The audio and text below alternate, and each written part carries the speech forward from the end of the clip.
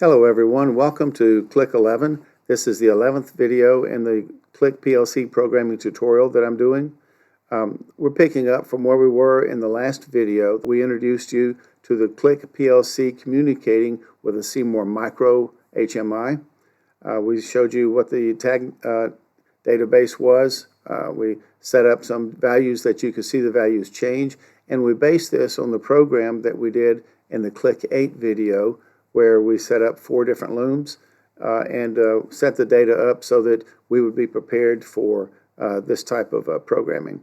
So with that, I guess we should go ahead and get started. By the way, if you like these videos, please subscribe and like because it's very important if we're going to continue doing these. Thank you very much. Let's get started. To do what I'm doing today, you're going to need 2 cables. The first one, of course, is the programming cable that you see here, which is really 3 parts. The first part is just a standard USB printer type cable. The USB 2 section goes into your laptop. The section that looks like it should go to a printer goes to the electronic part here, which is the converter or adapter. And then coming off of that, you have a third cable. This is the RJ12 3-pair 6 conductor. This one is the one that goes into the programming port of the Click PLC or the Seymour Micro HMI. Now you'll also need another cable, which is actually nothing but this piece here by itself. I'll go to it. This is it here. This, I think they call it a DV1000 CBL on the Automation Direct website. And this cable is used to do the communication link between the PLC and the Click Seymour. So you'll need one of these as well. Now I already had a couple of these programming cables, so all I did is I just took one of these to use. So you'll see me swapping back and forth. When I'm showing you something live on the HMI, actually this is connected into the PLC, the port number 2, and also into the HMI. And I've got a full programming cable that's connected into the laptop, going into the port 1, the programming port of the Click PLC, so that I can do online changes such as changing the bit status of C20, C21, and so forth through the data view. All right, on the last video, this is what we had left over, and I called it Project 1. And all we did was we just wanted to be able to set up where you could actually see values in the PLC. We showed you something about the tag database. This is how you make your link into the PLC. This is how you set the link on the individual memory addresses. And all these that we used were unsigned 16-bit words, DS1, DS10, 11, 12, 13, and 14. And that was all we used on this. DS1 is going to be just a number 1, 2, 3, or 4 to select the loom. So now I'm online with a PLC. So if I change this value here, I go to a new value, I'll say loom number 2, and I tell it to write that value in. Then immediately you see it show up on the screen of the display. So if I change this value here, I go to a new value, I'll say loom number 2, and I tell it to write that value in. Then immediately you see it show up on the display. And all it's doing, if you remember, is just taking these values here for loom number 2, and it's putting them in our display words, which is DS10 through 14. And we can do this for each value, for each loom. Moving back to the Seymour Micro software, this was our Project 1, but now I've made a new project called Project 2. And screen 1 is exactly the same as what I had before. And now you can see I have several more screens over here on the left. And the reason is I want to show you something besides just displaying some values here and changing one value in the PLC itself. I want to look at text. I want to look at some of the stuff that they have built into the library and grouping and some other things like this. So to begin with, what I did was I came up to the screen up here at the top, screen word, and I told it new screen. It automatically defaults to the next screen number because right now I have 6 screens, so this is screen number 7. It gives a default name. I could call it XYZ. Whatever I wanted to call it would be fine. I can change the background color here. Let's make it yellow, for example. All right. So this is what I did. Now that there's something else you need to know too, is how do you go from one screen to the next screen to the next screen? Well, on the first screen, I've got this little dot right here. I added in. Let me take it out, bring it over. What it is, it's actually a push button. Now, since this is not a touch screen, I can't touch this button on the screen to make it activate. But let's go into the detail on this button and see what it is. All right, it's a screen change push button. I'm telling it over here to go to another screen. I want it to go to screen number 2, which is our next screen. And because it's not a touch screen, I can't touch it any other way. I'm assigning one of my 5 function keys to it. And I'm assigned function key number 5. So when someone presses function key number 5, it's going to go to the next screen, which is screen number 2. And that's all there is to it. Now then, but because I can't touch this screen on this button on here, there's no reason for it to be cluttering up the screen. So I just zipped it down to where it's just about nothing. You can barely see that little dot right now. It's about 1 pixel on the screen. So that's what I've done there. But now let's go to the next screen. On screen number 2, the text screen, I have these 2 black dots here. I'll click on the top one. It's the same type of button. It's a screen change button. I have it going to another screen. This is going back to screen 1, which is where it came from to get here. And I'm using function key number 4. I'd click on the bottom one. The bottom one is also a screen change button, but this one is moving forward to screen number 3. And I repeat this process on each of the screens all the way so that this F4, when I press F4, it's always going to go to the lower number screen, and F5 is always going to go to the higher number screen. And then when I get down to the last screen, not the one we just played with, but this one here, it just takes me back to screen number 1 to start back over again.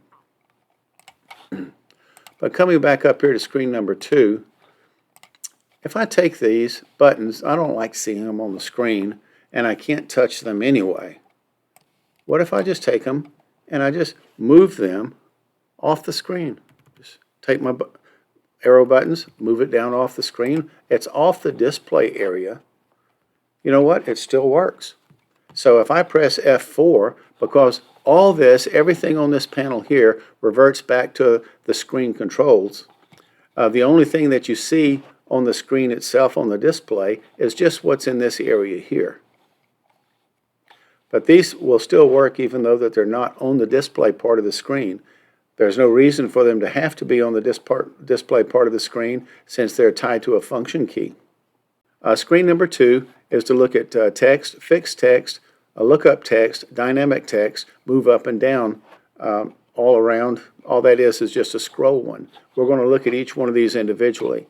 Now I can access the information for the objects up here by shape, button, and then it goes to other little pop-ups that come up.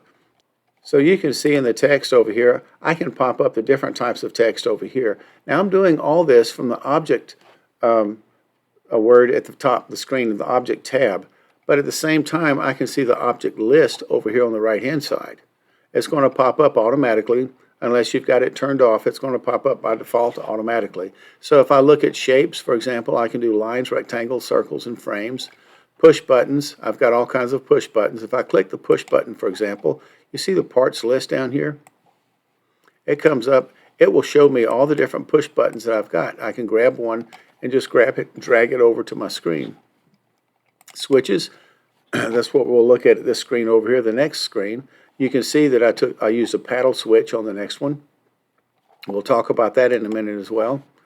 And then moving on down, you have the indicators, graphic light indicators, numeric displays, which we used back here in screen number 1. Then we have numeric increment decrement value, which we also used in screen 1. Then we have the meter and the graph, We have a real-time graph, a line graph, analog meter. I used an analog meter down here in screen number 4, analog. And on the text, this is the screen we're on now, where we have the different types of text: static text, lookup text, dynamic text, scroll text, and text entry. So here on the screen that we just made, screen number 7 with a yellow background, I'm going to stick something on here. We'll call it dynamic text. I'll just grab this one, drag it over here, and it pops up and starts to show me all the possibilities. First, it gives me over here on the top left, tells me what the object is. It's a dynamic text device. I'll select line theme. I'll come down to single line, excuse me, and I have to have a trigger tag, for this, how to start it or whatever. I'll just call C20, which is a new tag that I've added into our tag database. And a string tag, if I want it to be one, I've got some string tags in there. And then I can tell it to, if I want it to scroll the text, if I want to put a label on it, and so forth. And then the options back here is I can put a visibility option. I can put a tag name on that, say C21. So if C21 is turned on, you won't be able to see this. It becomes transparent. Okay, so when I click OK, it sticks it on here. I can move it around where I want to. I can size it any way I want to, and so forth. Other thing too is the alignment. Now, byte swap is something that we'll talk about a little bit later when we get into the ASCII. Okay, I'm going to cancel. We don't really need this on here. I'll delete it. All right, let's go back to where we were. The next one, the screen we want to take a peek at, was this one with the 3 toggle buttons on there. Double click on number 1. It tells me it's a switch. Switch 1 is what I call it. It's label. I added a Loom 1 for the label, and you can see the Loom 1 label is listed up here. Then here, this is the selections I could have made, for the switch. I set it up as a toggle switch, and I'm using tag C20, which is a bit. Remember, it's just a discrete on and off. And I can just click on this, and this will only show me the types of tags that will work with this particular object. It doesn't give me the full list and allow me to choose one that doesn't work. All right, and then the option always is object visibility. And coming back over here, I've got this little enhanced button. I don't remember. See, the enhanced button takes some of the detail out. So if I turn the enhanced back on, you see the full detail. Let me go back to the type I had in here. All right, now here's something else that you get with your switches. You get to be able to simulate. So right now it's showing that it's on. Click this, it goes off. You can see the position, what it would be like in the off position. So before you say, okay, yes, I like this, and you download it to your display, you get to see what it's going to look like first. Okay, I'll cancel out of all this. And I did the same thing with Loom 2 and Loom 3. The only difference is I'm just using a different bit and a different label. Everything else is exactly the same. Okay, let's go down to the next screen. This screen is the analog graph. If we go to the meters and graphs, this is the one I used right here, analog meter. Come on, parts list, get up here so you can see something. So this is the type I used on that one, was the analog meter. Now, when I double click it, and that's when I have all the details and options. This is analog meter number 1, the default name. I tell it what the range of the display is. For this one, I set it at the default 0 to 100. And I tell it what tag I want it to be. So I set up a tag. Let me move this over a little bit. I set up a tag. If you can see it real quick, it shows that it's DS101. It's an unsigned 16-bit. Bring my cursor back over again. Unsigned 16. What if I had used something else? Instead of that, I used, say, a real number or a floating bit number that's got a decimal in there. So I have some of those in there. I stuck a bunch of them in there just to play with. Let's go to DF1. I'll put it in, and immediately you see what happens. It changes the graph So now I have decimal points going all the way around. And here I can set my decimals, how many decimals I want, and you see it immediately changes over here. All right. I can also change my major divisions. Right now my major divisions are 5. There's 1, 2, 3, 4, and 5. So if I change that to 4, you see what happens immediately? It goes to 25, 50, 75, and 100. Going back to 5 is 20, 40, 60, 80, 100. And my minor divisions, I can change those as well. So if this is 20, maybe I want my minor divisions to be 4. So that would be 5, 10, 15, and 20. Gives me a little bit more precision in there for being able to determine where the needle's at. All right.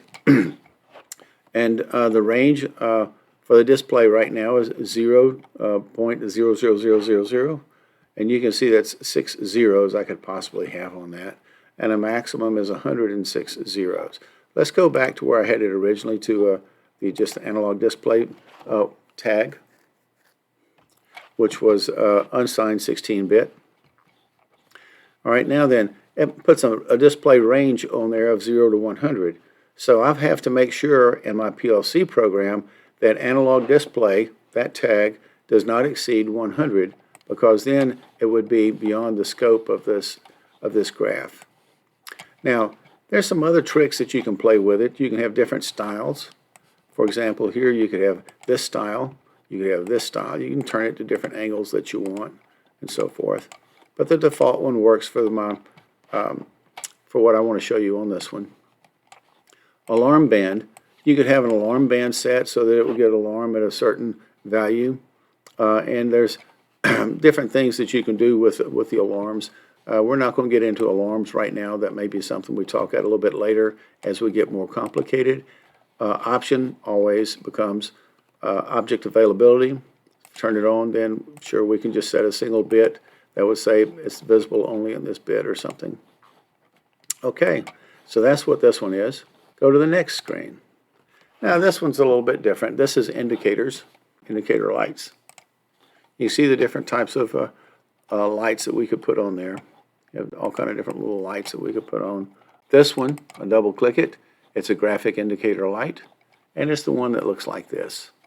I could have chosen, different ones. See if I click on the different ones from this library area here. On this one, I also have the ability to simulate, so you get to see what it would look like off and if it's on. Also, it has the option of being visible. Now I set this one up as C24 lamp indicator, and the reason was I wanted to show you, some differences. I have another one set up here I have another one set up here that's the same way, but it doesn't have the visibility option on it. So when I do C24 indicator on this one, which is our second one over here, come back into the first one, you can see both of them are operating off of the same tag name. But when C24 on this one is turned on, this is visible. So when it's turned off, that means this one will not be visible. However, this one, it never turns off, becomes invisible. It just turns off and on. So on that one, I should have just this happening. Okay, cancel that. Go to the last one. This one's an indicator light. And you see this one has a little bit different stuff on here. This one I can put text in the middle. So the default is always going to be off and on. I could change this to several ends on there or whatever, and as soon as I start to type it, it starts to change it back in here. I also can do the simulate off on with it. I have two styles of buttons, for this or lamps. Okay, so that's it.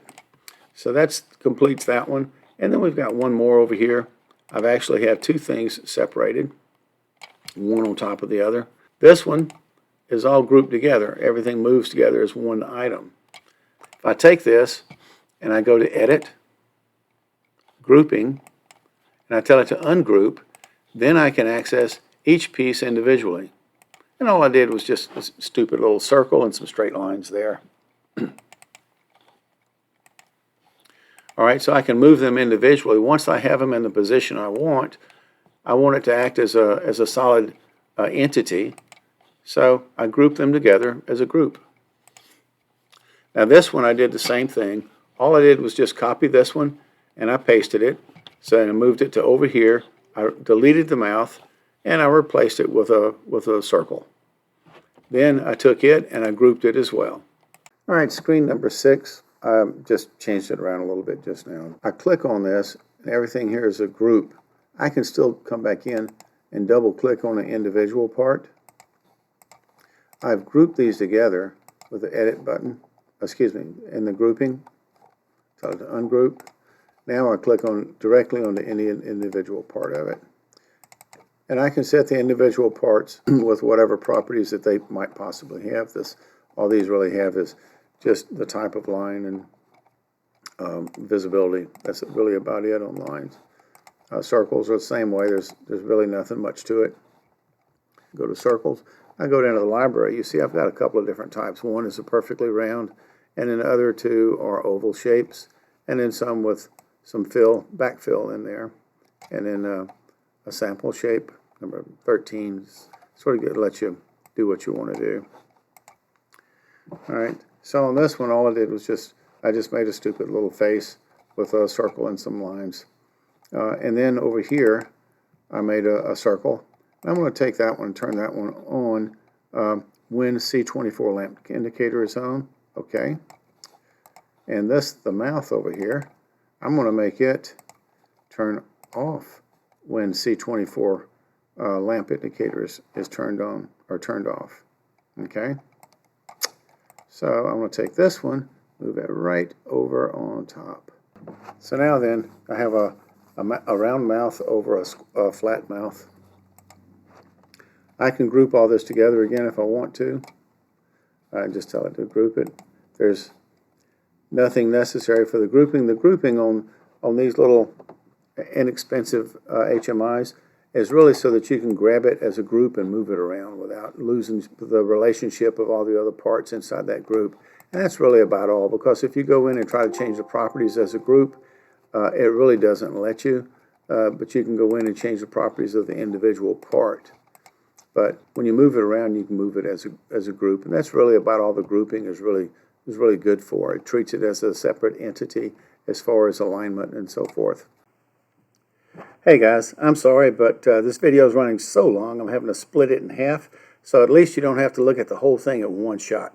So check out the next video, click 12, and we'll see you there.